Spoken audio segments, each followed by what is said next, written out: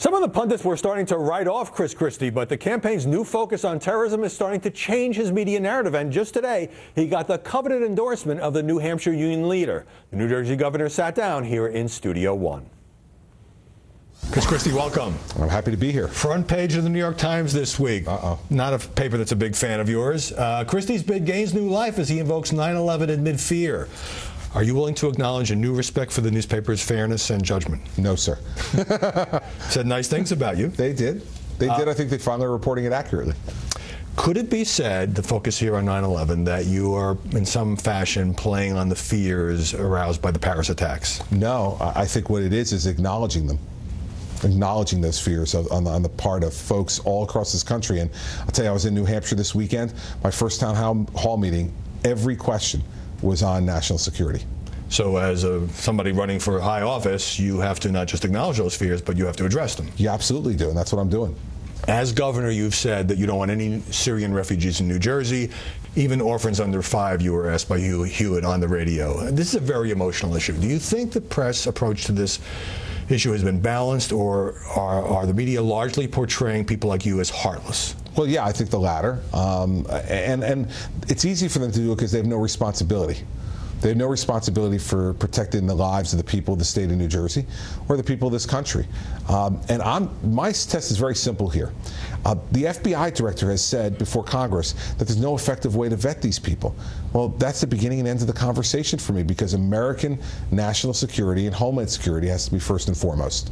First and foremost over any humanitarian concerns. Yes, sir. There is no question that the Paris attacks changed the tone and the focus of this campaign. So let me ask you a few quick questions, quick answers. Ted Cruz says he wants to only admit Christian refugees from Syria, not Muslims. Is that a problem? It is a problem, and it's a problem because we shouldn't be admitting any. So you don't even get to the religious question. You want zero. All right. One of Ben Carson's foreign policy advisors tells the New York Times he needs more briefings and doesn't know much about the Middle East. Is that a problem for Dr. Carson? Sure. You can expand if you want. I mean, listen, you want quick answers, I'll give them to you. It's a problem. The world's a complicated place. You're going to be president of the United States. You better be ready to answer these questions. Does Donald Trump go too far with some of his harsh rhetoric that he has been using about Muslims? Of course he does. But this is not unusual for Donald. Donald goes too far in everything.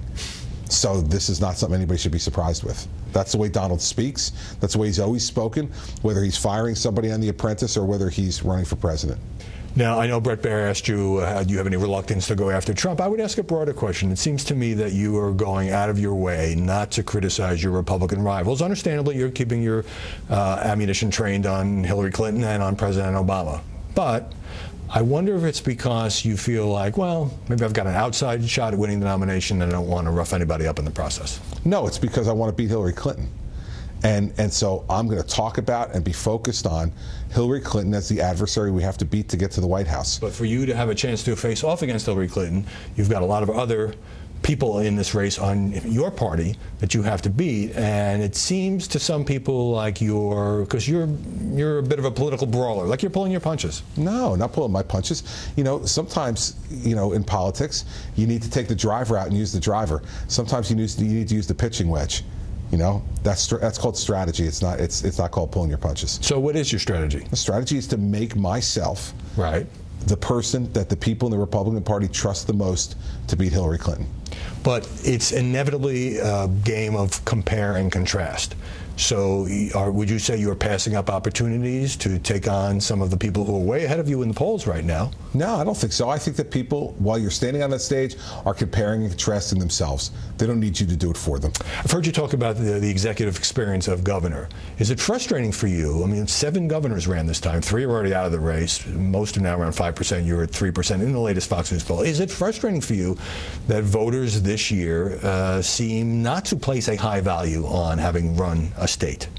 No, it's pollees this year are not doing it yet. There are no voters yet.